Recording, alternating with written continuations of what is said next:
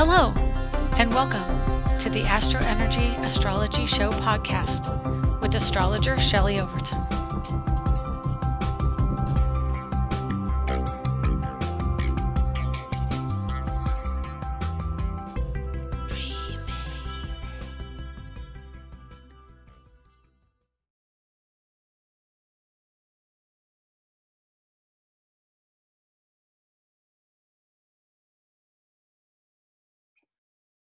Hello, and welcome to the August 26th, 2020 edition of the AstroEnergy Astrology Show with me, your friendly astrologer, Shelley Overton, and I am an astrologer in Orlando, Florida.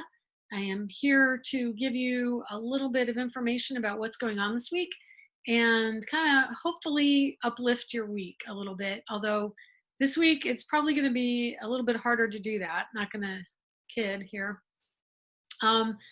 I've been looking at the news, I've been looking at the astrology, and we kind of shifted things around a little bit here, another wall, and that way I can see everything clearly on my enormous big screen TV that I have right here.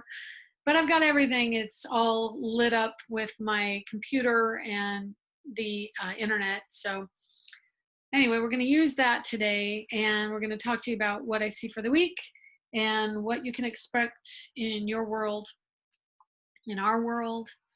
So what I was noticing is we've got a hurricane that I honestly didn't think was going to get to this strength. And apparently here in Florida, of course, every year we have hurricane season. So I apologize if this is bouncing a little bit. My surface for the computer is not real steady.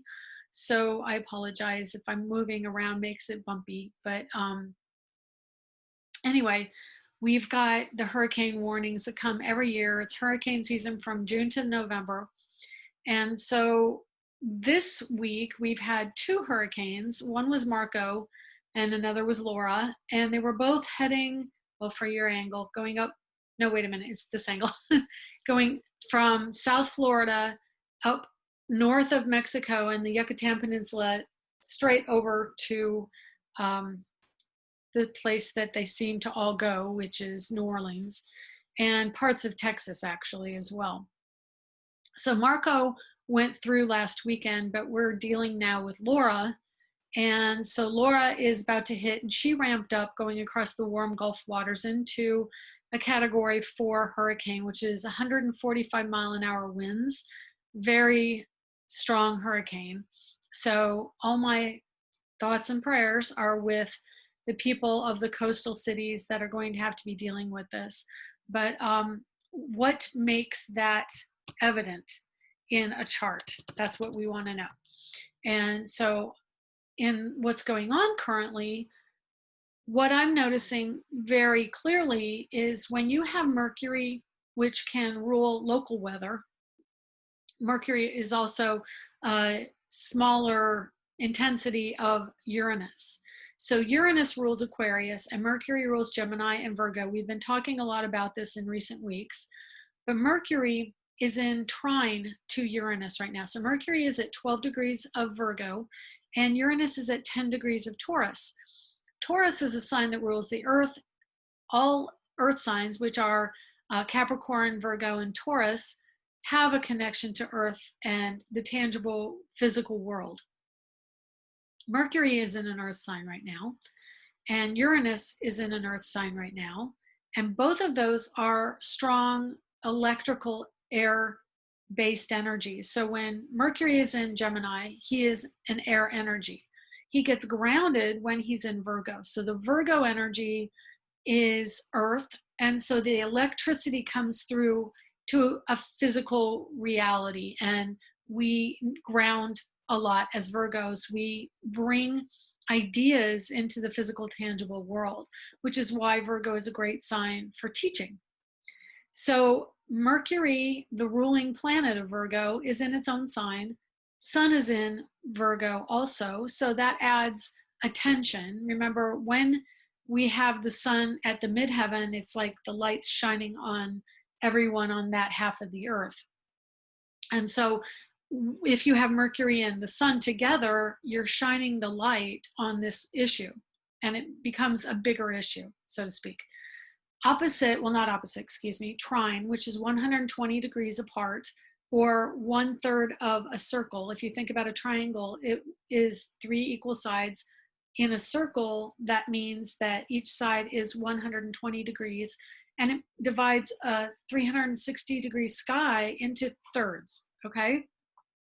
So we look at this energy, I personally look at this energy as an affliction at times. And I say this every time I mention the trines because new people don't understand. And even some older people, pardon me, I've got something in my eye. It's been a rough day. I bent my fingernail back and cut below the line. And so it's still kind of bleeding. It hurts. So we've got that opposition of Mercury to Neptune, but also the trine of Mercury to Uranus. And that's a lot of intense energy, not going to kid you. So we've got that energy, pardon me, I've got to get this out of my eye. And you know, you're live, what can you do? Or at least recorded, but it's there. So yeah, so when you have two very strong energies associated with weather, local weather, intensity, connecting, which is Mercury and Uranus, they're having a conversation, they're communicating, and they're saying, there's something that you have to pay attention to here.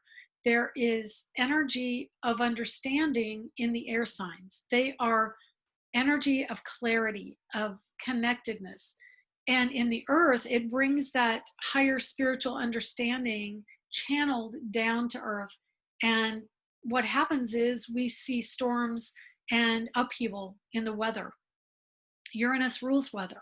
So when he's in earth signs, we see more intense earthbound weather. When he is in a water sign, we see things that can come up from the depths, electrical water connections. When he's in air, he's in his own sign, more tornadoes, more hurricanes, and more intensity of the blowing. In earth, it could be more electricity hitting the earth, which is more lightning. And then in fire, we can see explosions from chemicals. We can see, intensity where fire explosions happen because he's that unexpected spark that ignites fire. So you always have to watch out for Uranus and Mercury, especially when they're interacting in some capacity. Even if they're interacting in a trine, which is normally considered a positive energy, the signs work together. That doesn't exempt us from having something that we would consider to be negative happening to us or to the collective. Uranus also rules the overall view of us as a collective understanding, a collective consciousness. So it is how we all integrate the information. And so whenever Uranus or Pluto or Saturn, obviously Saturn affects masses, but Pluto is in a sign for so long that he affects a large group of generations of people, a generation, 12, 13, 14 years of time, he's affecting those people.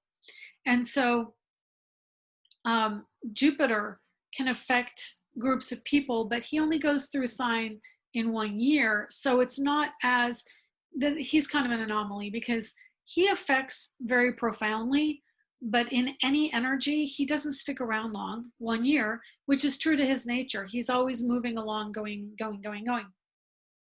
So when we see trines, we see what I consider to be an affliction. And the affliction brings up something that the universe wants to grab our attention. So currently we have Mercury trining Uranus. Mars is at late degrees of Aries. He is trining the south node. The nodes are nodes of fate. So action is being taken in an effort to apply change and shift and growth because he is also in a positive aspect to the north node. So the nodes are nodes of fate, which means there's something significant that comes about with this energy. With whatever the drive is, there's something significant we can learn from the past, because there is a trine energy in the past and a sextile energy in the future and the transformation. Trines are going to, like I said, bring up something that may be uncomfortable, but we learn from it ultimately, and we may even benefit in the end from it. But currently, it seems really uncomfortable and somewhat distraught at times. So I definitely believe the hurricanes are being affected right now by Mercury and Uranus, because Uranus is the storm planet. He brings tumult wherever he connects to energies that are on a cusp or in a trine or shifting signs. I also have to apologize because I'm allergic to cats, and I just pet my cat very strongly with this hand. I should probably change hands. Sorry. Oh, that was a mistake. Anyway, so we've got that energy going on. And then we have Jupiter at 17 degrees. He's exactly opposite Venus at 18 degrees of Cancer. So Cancer opposite Capricorn, Venus to Jupiter, which means that Venus is having kind of a tough week. I've been looking over my handy, well, it's backwards for you, but Daily Planetary Guide, which is an amazing book. I'll show you what it is. It's got daily information, and in the back it has the ephemeris of all the planetary positions. So I can go through and look at what's going on. And I'm a Virgo. I need a tangible physical, although I do use online ephemerides, ephemeri, I don't know, whatever it is, ephemeris. I use that online as well. So we've got, so currently with the Mercury-Uranus connection, it's about understanding, intellect, analysis, how we can learn and grow, because that's the nature of Virgo. So it is also teachers. I would expect that there's some upheaval around online learning right now. Mercury trining Uranus is going to be teachers, and the modality, Uranus rules technology. Taurus energy is about growth, about taking your time to understand things. It is about also money and love, which I say also. I mean, I repeat myself a lot because, you know, I'm teaching, and I understand that I do repeat myself, but that helps you learn. And I've heard it for 11 years in the podcast that I have. So my apologies to my longer listeners, because I know if you know it, you know it. But the new people, they don't. And repetition really can help.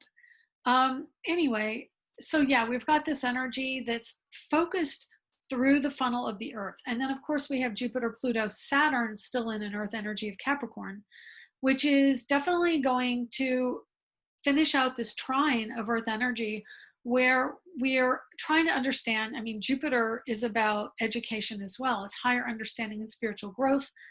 Opposite Venus, which currently means that women, home and family, are opposing the authority and the energy that's associated with growth and transformation in a physical, tangible way. So what is difficult about this is Venus's desire. She desires in Cancer to have a stable home life. Cancer, Capricorn is a synergistic opposition, as they all are. And in this opposition, it's about security and nurturing versus the structure that we get nurtured. So having an expansive energy of Jupiter in the sign of Capricorn, he wants us to expand personal interest and really cut off more from doing things for others purely out of duty. He's trying to help us grow and get to the next level. That's his task, to actually make us a little bit more self-interested. And so I know a lot of people I've been talking to in the last year, 2 years, have been really seeing they don't want to do what they've always done that was out of duty. It's like, no, we don't want to be in this situation anymore. And so that is the hard thing for Cancer, Capricorn. We are having this sense of duty being challenged. And when you have feelings of duty towards something, like, you know, my parents are getting older, I have a sense of responsibility towards my parents, because when you get older, you get more infirm. you have health issues or mental issues or forgetfulness and things that are not what we consider to be really vibrant, vivacious in life. And so you have to address that, and you have to understand that there is a transformation going on. Like, is it something that you can do something about, or is it something that is stressing you out? And if it stresses you out and you're not really helping the situation, then you have to really second guess it and really challenge it. I'm sorry, I'm gonna have to change my position. My leg is falling asleep. This is terrible. I'm sorry, I apologize. I'm gonna move over here just down the way. You can see the ceiling. Let's put you like that. There you can see all the lovely herbs and vitamins. Hang on one second, I'm getting a chair. Oh my gosh. Yeah, you gotta love Mercury in Virgo, because you know what happens, Mercury in Virgo, you get health issues. Always health issues, that's a thing. I don't have a lot of health issues, actually. I'm really lucky. I am very fortunate in the placement of my planets in Virgo that it's not been a life issue for me to have a lot of health issues. I'm probably more likely to be accident prone, which is also a Mercury in Virgo issue, by the way, which is what I have natally. I haven't even noticed this. I have Mercury in Virgo, and Mercury has gone through Virgo, already transiting my own Mercury. Oh, okay. I was feeling this vibration, and it just turns out it's my hard drive. And next to me, I'm like, what is that? Anyway, I'm being silly. I whatever. Okay, so as we're looking at the chart today, yeah, I don't have my paper with me. So, and I know last week I said I'd put it up here. Maybe this week I absolutely have to get it up for you to see what I'm talking about and to cover this lovely artwork that we've got right here on the wall. Pardon me.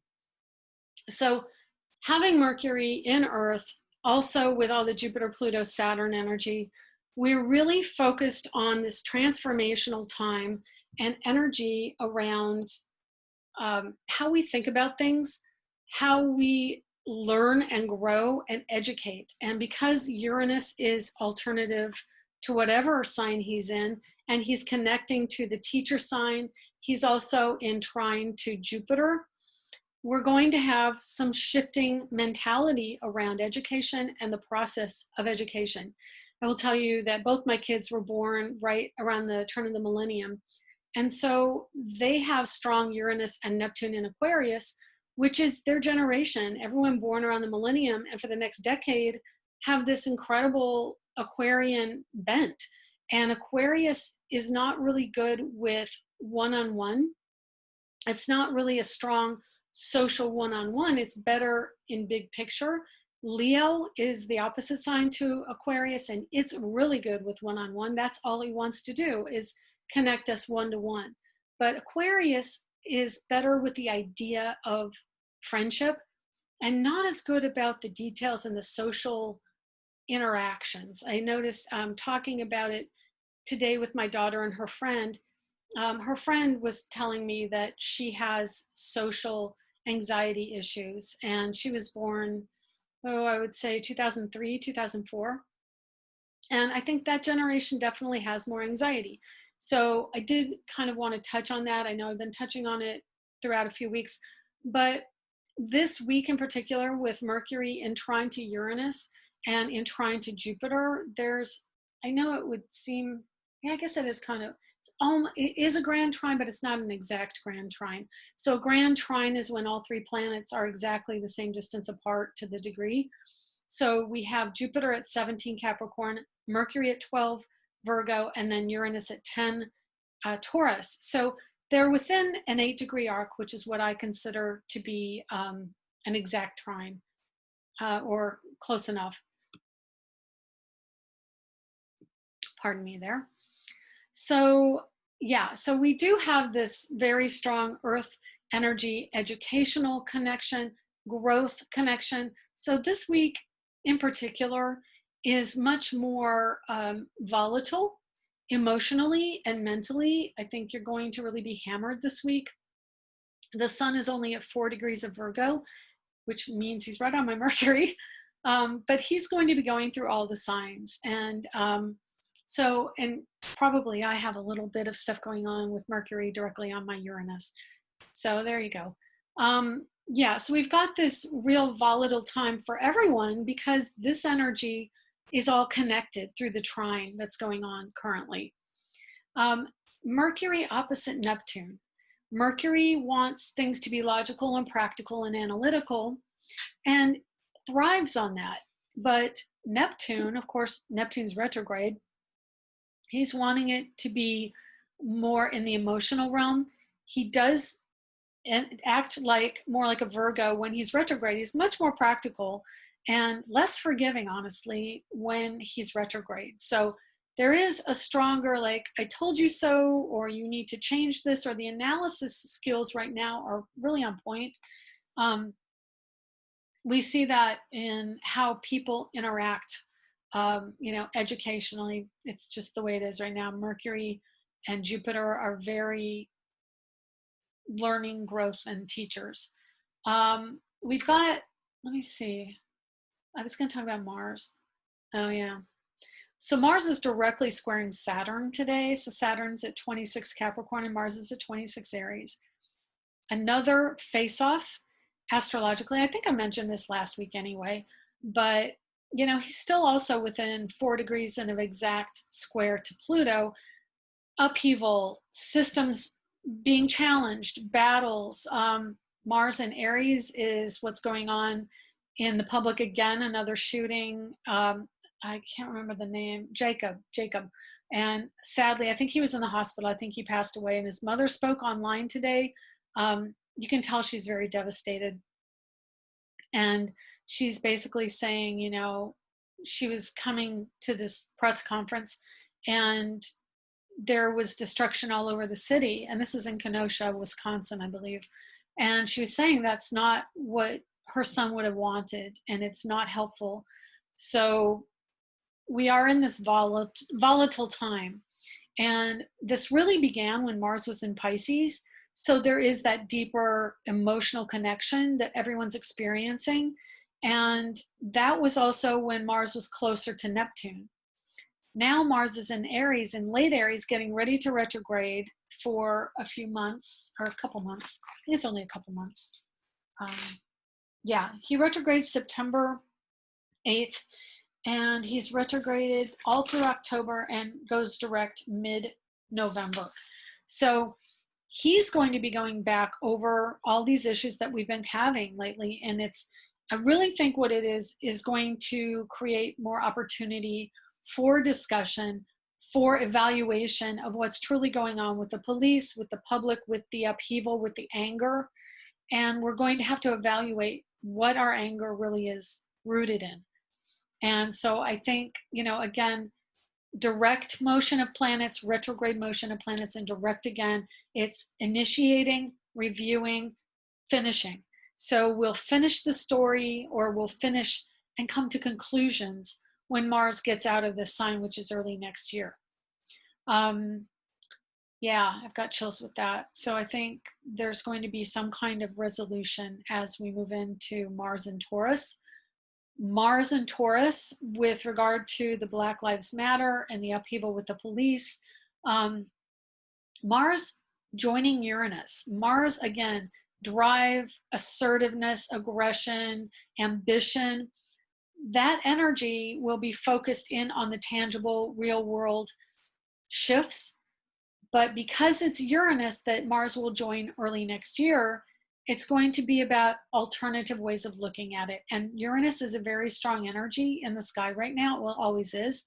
But in Taurus, he's very, what's the word I'm looking for? He is strong, but that's not, he's powerful, for lack of a better word. He has presence.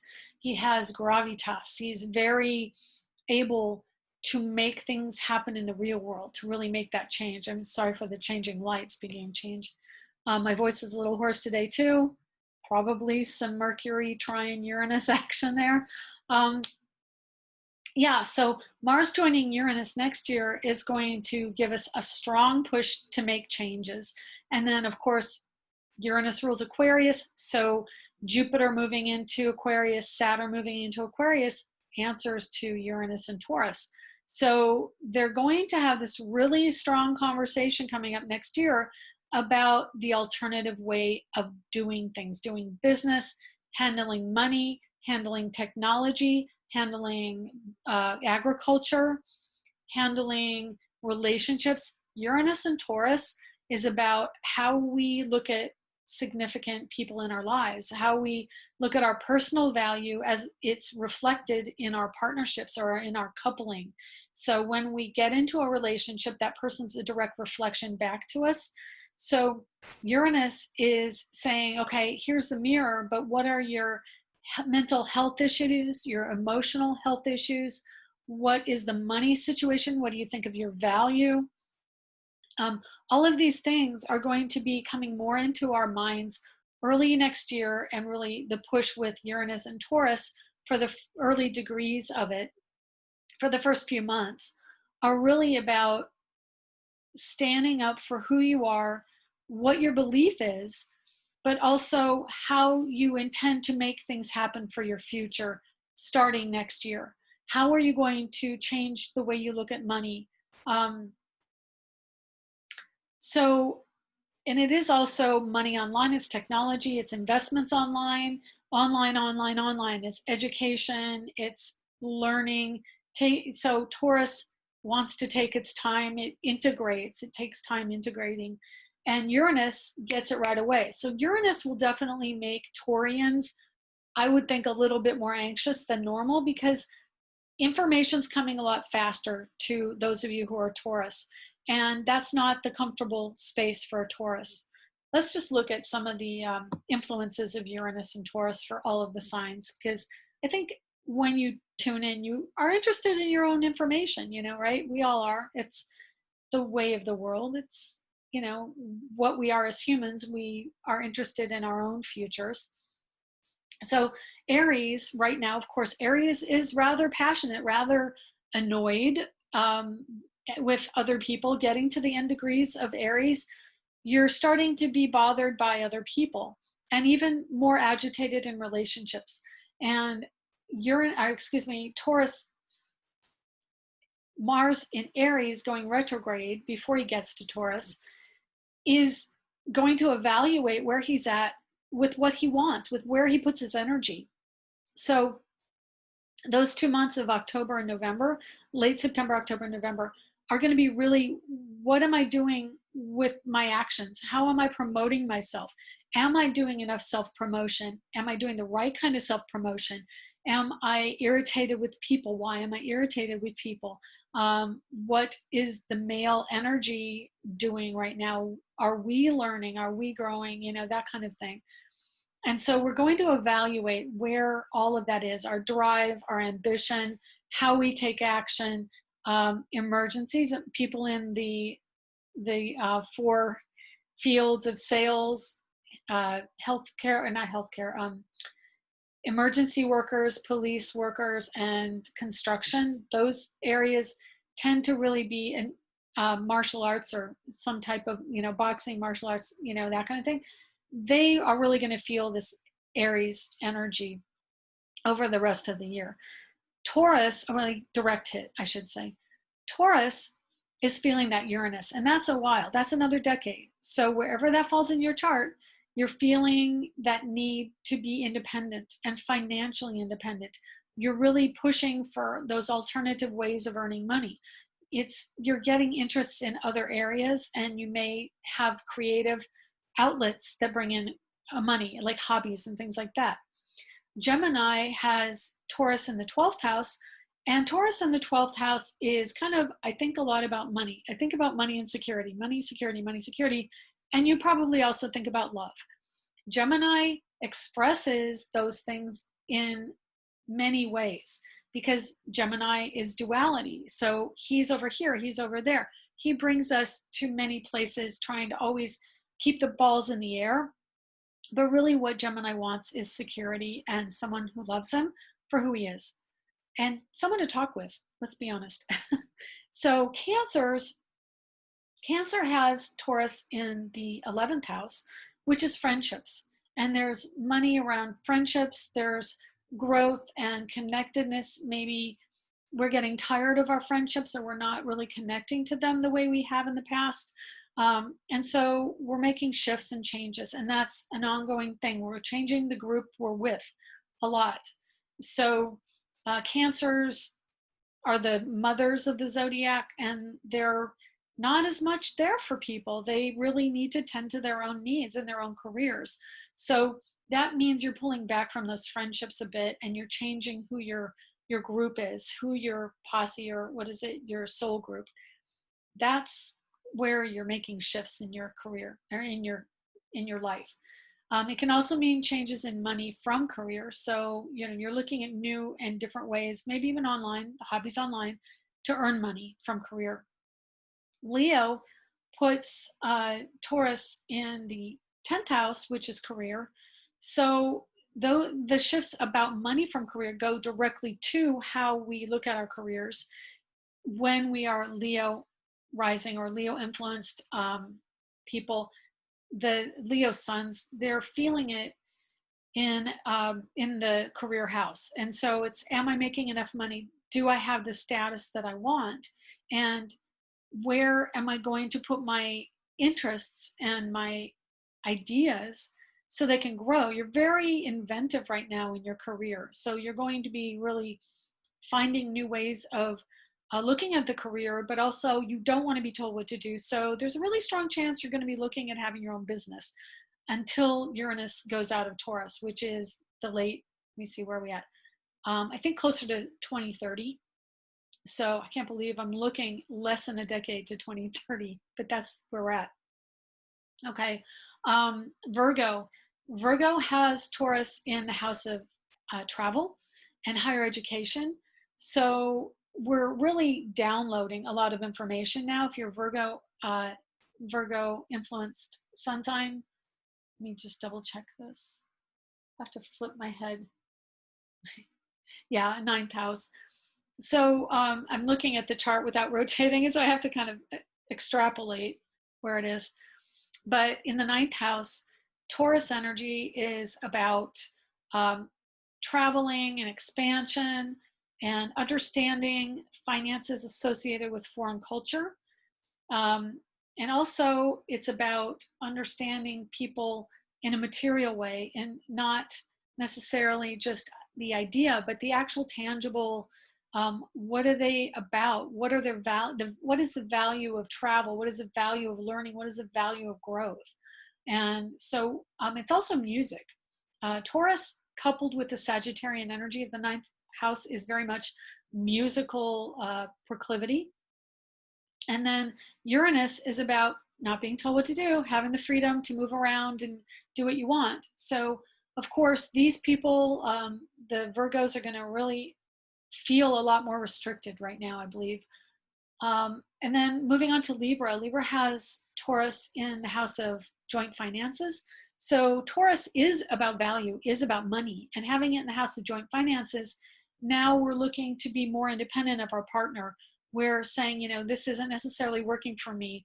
I need to find other ways of dealing with money with you. And it's also the legalities of money, and there may be some issues going on with breaking up from a partnership with another person, whether it's romantic or business. For what did I say, Libras? We're on Libra. And then Scorpio, of course, Scorpio has Taurus in the 7th house, which is its marriage and partnership house. And so that can also influence you. And I will say the 7th and 8th houses, you're going to be influenced when it's in your 7th. It's going to be marriage partnership, but it can also be parents. And it can be depending on which gender you are and what, if you're gay or straight. I always look to the 7th house. Gay people, that is your same gender parent, and straight people, it's the opposite gender parent. And then the 8th house is the other partner to that parent. So 8th house is, when you have, that's the Libra people have Taurus in the 8th house, you're dealing with the commitment to the couple. But when you're in the 7th house, you're dealing more with the idea, and are we spending enough time together? Do you want to be together? Do you have still the same interest in being together? And so the partnership really gets evaluated, and there's more desire for independence or someone who will let you be you within that partnership. So the Sagittarius people, you have Taurus in the 6th house, and I'm going to need a sip of water here real quick. Sorry, I'm a little off my game today, only because I am doing this later in the day, and I don't know where my water is, so I guess I won't get it. I'm going to take a sip of tea. Hang on. So having Sagittarius on the 1st house cusp and the Sagittarius sun puts Taurus in the work environment. So of course, you're going to want to work on your own. You're going to want to earn money in ways that you are happy with. The body, because that's the health house and the service house, you may end up feeling more physical issues around joints, around eyes. Uranus rules vision, clear seeing, and also the joints and tendons in the body. And so watch your ankles. Definitely having Sagittarians, they're leg people, so they're fast on the go, and you can have issues with your ankles and with your joints. So just be more cautious about that. Treat your body well. Okay, so Capricorn people, you have Taurus in your 5th house. And so that means that you're more about friendships and shifting who your friends are. Yeah. So I'm just double checking that that's accurate. So you're looking for new and different friends, but you're looking to also do something maybe more tangible with them, because again, Taurus wants the goods, wants to have the material world matter.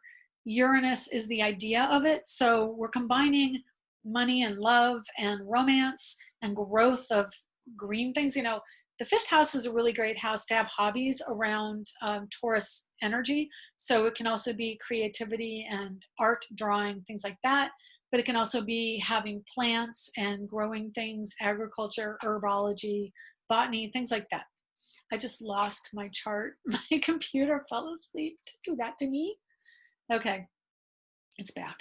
So let's see where we up to. Aquarius. So Aquarius, we have Taurus in the house of home and family. And that means that we really need the stability and security of the family, but we want to be independent within that structure. We want to know that we can come home and they're going to accept us for exactly who we are. We are more concerned about the materiality of this energy of, you know, are we secure with our family? And yet, again, we're off in many different directions. And we see friends as family. My son has this energy. He has Taurus in the house, home, and family. And he really does enjoy his friends as if they are family. So I'm going to just say that also if it falls, let me see, that was Aquarius, Pisces, Taurus. Yeah. So moving on to, oh, I think I just said Aquarius. Pisces is the 3rd house. And so Pisces in the 3rd house means that, Pisces, Pisces having 3rd house Uranus means that it's about communication. We're not expressing ourselves as quickly. We're taking our time to really say what we mean. And we may have a disconnect because Gemini is a very quick-minded energy. Gemini rules the 3rd house, which normally if you have speech impediments, the Gemini energy is the culprit, or the energy that brings about speech impediments like stutters or lisps, things like that, because the information comes so quickly that the thought-mouth connection it's misfiring sometimes, and we can't get it out fast enough. So as you see with my attempt to explain, but Uranus only increases that energy. So what's happening when you take this incredibly intelligent channeling information, clear-minded information, put it in the 3rd house of Gemini, which is also an air energy, Taurus air energy, or Uranus air energy, 3rd house Gemini air energy. It's faster even more to where we are really receiving downloads of information that are are nowhere near capable of getting out as quickly as we get them. And then Taurus is also wanting to ground that energy. So when you have Uranus and Taurus in the third, ground your energy. You will think clearer. What I mean by grounding, picture roots coming out of your feet. Send all the energy in your body down to the earth and bring up calm and peace. Do meditation. Listen to good music. Really great energy. I mean, with you having Uranus and Taurus in the third, you're probably having lyrics flying through your head as quick as Taylor Swift. So yeah, please write like there's no tomorrow. Write when you have Uranus in the third. So Aries means Taurus is in the second. It's about money. It's about money, money, money. How can I get more money? How can I make money? I want to buy and spend things, because second house Taurus loves retail, loves to buy. It's about retail. It's about buying and retail goods. And it's about alternate places to get goods in the marketplace. So Aries people are the salespeople. Taurus people are in the second house. So it's about the goods that we're going to sell and buy. And how do we sell those goods? Taurus people, you know, you're having to integrate this very quick information into a physical way, which, like I said, traditionally is slowed down. So you may feel anxious. I'm just going to call it like it is. Uranus and Taurus is going to probably bring anxiety to many different types of sun signs and rising signs, because it's just such an unknown, unexpected, uncomfortable energy for Taurians. Taurians are used to taking their time. They're earth plotting earth. They're a fixed sign. They don't want to move. They don't want to change and shift. And Uranus is all about shift and change. So you're in for about a decade of uncomfortable qualities coming into your life, where life's going quicker than you would like, and you'll want to clamp it down. And sometimes that expresses through anxiety. So if you get anxious right now, please do take care of yourself. Do Taurus things and bring in some meditation, which is a really great Uranus thing. Writing or expressing yourself is also Uranian. Taurus, I know you want to kind of stay in the background, and Uranus is throwing you into the center of your friendships. So maybe connect with your friends more, express ideas, and then ground. So I hope all of this helps you. Let me just say real quick, next week we're going to have a full moon in Pisces at 11 degrees Pisces. So he's going to be very close to Neptune. Next week is a week of flooding and emotionalism. Also, I noticed that there is a Venus aspect that's coming in, and especially Venus trining Neptune. Tomorrow, I believe, it's an exact trine. Let me just look it up for you real quick here. There we go. I take it back. It was this morning. No, that's Saturn. Venus opposed Saturn this morning, which clamped down and made it a little bit more restrictive. So I wrote, at the beginning of the year, I wrote moms, structures, frustration, and opposition energy. That was today. Tomorrow, I wrote down accidents with Mercury trining Saturn. So be very cautious when you're out and about. We were out and about a lot today in the car, and let me tell you, there were people doing crazy things. Miami is definitely a city of drivers that are right on the edge, right on the erratic edge, and there a lot of that is coming up here into Orlando. So be very cautious in traffic. Mercury rules transportation on a local level. Running around, getting things done, hurting your finger, things like that. Little quick accidents that can harm you. So just be very careful. And then I'm trying to get to the Venus aspect here. Oh, Mercury also trines Saturn tomorrow. So that's going to be, watch your computers. I've been having issues tonight with computers too, but not surprising because all this Virgo energy is right on my Virgo. Okay, Venus squares Mars on Friday. And Venus in Cancer, Mars in Aries, that's going to be battles with family, parents and children. So just be prepared for that. Don't get, I mean, you're going to get upset. There's just no way around it. Friday, we have Mercury in conjunct to Mars in Aries, so that's going to be an issue. Frustrated children. Let me tell you, kids are going to be really frustrated with school right now, especially on Friday. Mercury in sextile to Venus, that means that the teachers will find a way. The parents and the teachers are going to find a way. You're going to cooperate after the upheaval. It sextiles at 4:32 p.m. on Friday. So there's going to be like a really great end of the week Friday. Let's have a party and celebrate the end of the week. Mercury enters Libra on Saturday at 3:46 p.m. Eastern. Mercury, it is an air sign, in air influence. It can be an air influence, like I said, goes out of Earth and into air. He'll probably be a little bit more comfortable in the air energy because it's concepts. And it's going to be let's find ways of dealing with cooperation, which is Libra's domain. It's very diplomatic. So we're going to be looking for cooperation until that evening on Saturday when the moon in Aries squares Saturn. So again, more tantrums in the evening on Saturday. Venus enters Leo. My favorite, that's my Venus. So Venus enters Leo on Sunday. So fancy, hair, attention, creative, love, and leadership. I got all that written down that day. So, and then, yeah, I'm giving you into next week. I'm sorry, this is into next week. My apologies. So that is Saturday the 5th. I apologize, but you know, Mercury, Uranus. I'm tired. Can you tell? Probably can. So anyway, with that, I'm going to leave it. I don't know if you can follow all this. I will leave the chart here. This week, I will absolutely make an effort to get that chart right here so that you can follow along with some of these aspects in what's going on with the sky. Anyway, we'll talk more about that full moon next week, but just know Tuesday, because it's the day before the podcast, it's going to be really moist. My daughter hates that word. I don't care. I don't mind it. It's going to be wet, emotional.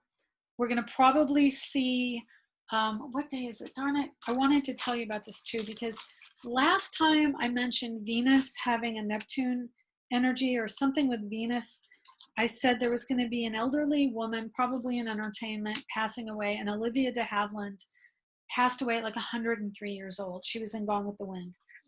So I want to double check that because we've got another aspect with Venus coming up. Let me just check that real quick. Let's see. So much information, so many dates. You're all going, I don't care. Click off. Venus, where'd you go? Yeah, I had it all highlighted earlier, and then I missed that one.